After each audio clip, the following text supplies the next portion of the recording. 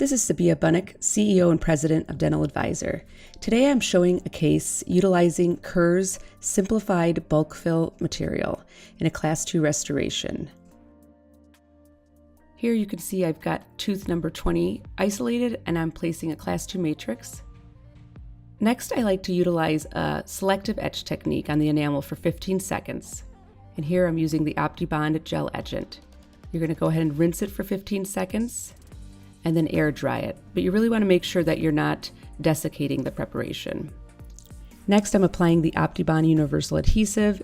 You can use this adhesive on a self-etching, selective etching, or total etching technique.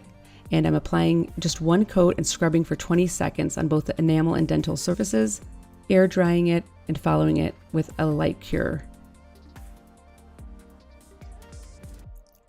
Next, you can see me placing the SimpliShade Bulk Fill material. This is just a one shade bulk fill material, and you can use it all the way up to 5 millimeters. In this case, I just need one layer of it. There's no capping material required.